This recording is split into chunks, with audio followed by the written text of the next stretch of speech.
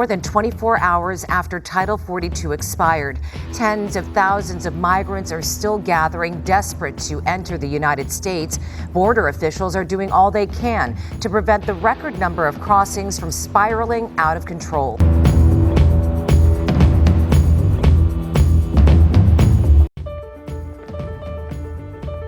Title 42, the pandemic-era policy that allowed U.S. authorities to quickly expel migrants on public health grounds, has expired. The Biden administration has deployed 1,500 active-duty troops at the southern border to assist the Border Patrol with processing as fears of a significant surge of migrants grow. Authorities had already recorded big increases in illegal crossings leading up to Title 42's expiration.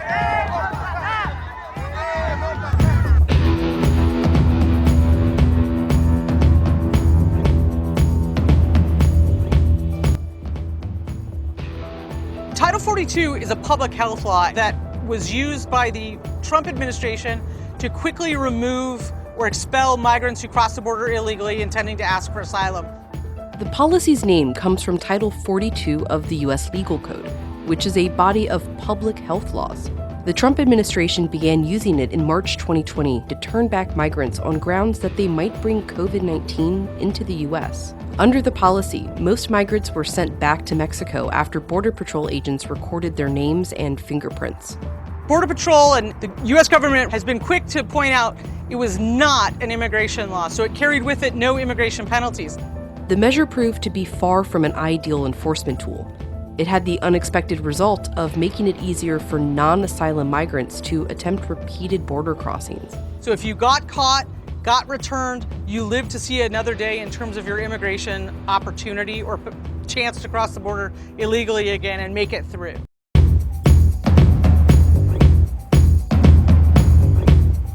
I want to be very clear. Our borders are not open. People who cross our border unlawfully and without a legal basis to remain will be promptly processed and removed.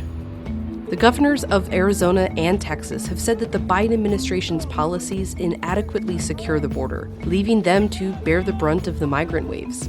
President Biden is laying down a welcome mat to people across the entire world, saying that the United States border is wide open and it would lead to an incredible amount of people coming across the border illegally.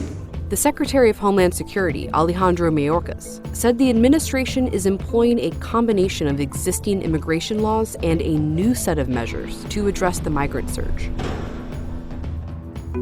The Biden administration's new set of measures is intended to mimic the Title 42 border policy. Migrants who enter the U.S. illegally, which asylum seekers are allowed to do under current law, will be quickly subjected to a higher asylum standard. Those who cross illegally and haven't asked for protections in other countries prior to their arrival here, by and large, won't be eligible. They'll face swift deportation. And they will be deported back to their home countries or back to Mexico, which has agreed to keep taking them. The administration also plans to open new migrant processing centers in Guatemala and Colombia to create some legal pathways for asylum seekers. Yet it's unclear when the centers would open or how much impact they will have. People who arrive at our southern border will be subject to our immigration enforcement authorities under Title 8 of the United States Code. Title 8 is an immigration law and does carry penalties. It is technically a misdemeanor to cross the border without permission, and those who do and are returned face a 5-year ban from returning to the country legally. And if they do return and they get caught, they can face a felony charge for crossing the border again. Also, pushing people to use the CBP One app.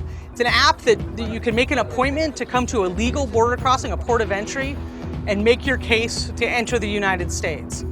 Asylum seekers at the border will be essentially barred from entering the country under the rules, unless they use the app's appointment system.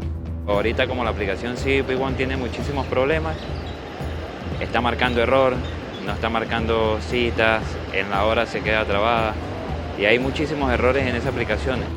You have a real mix of people who are trying to use this app, some with some success and others saying that they just can't wait any longer and making the trek.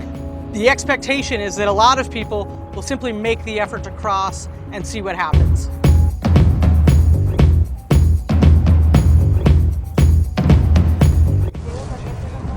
an expected immigration surge pushing out to Riverside County. If we get overwhelmed, Customs and Border Protection will start releasing individuals onto the streets of Riverside County.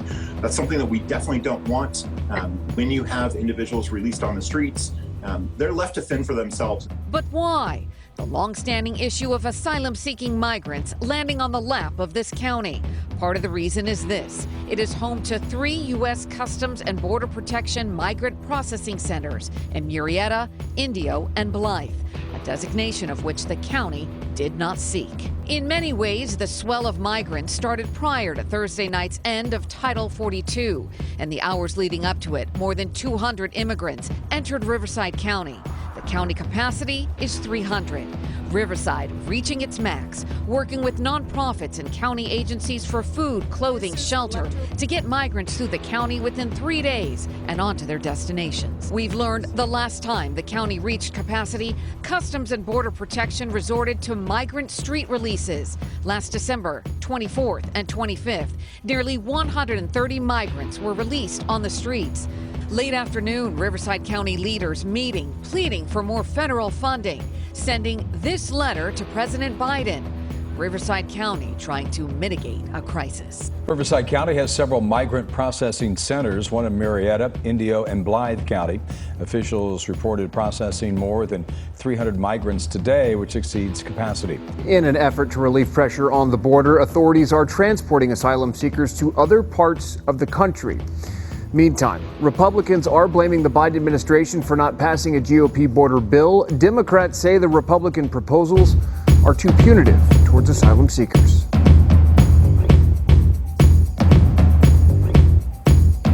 It is a slap in the face that we as citizens of the United States of America do not have the resources and support, but you're going to bring people who are not citizens here in our community, in our buildings that we pay taxes for, that you took away from us.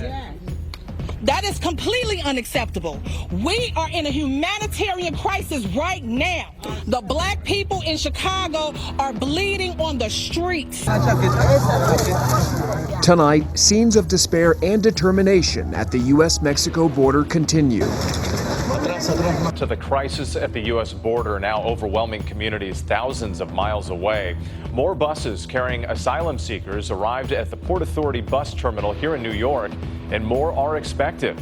At the U.S.-Mexico border, confusion among the thousands of migrants, families who have made the long journey from as far away as Venezuela. Feds would decide when and where those would happen, which worries Murrieta residents. I don't think they should be doing it. If they need help or whatever, they can come. A lot of people, they say it's okay. Okay, put them in front of your house. That's what I think.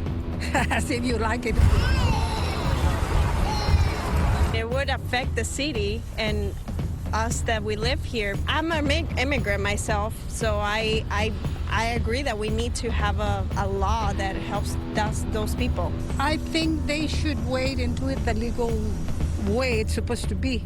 Because I was born in Mexico and I had to wait a process. And I think everybody should do the same thing.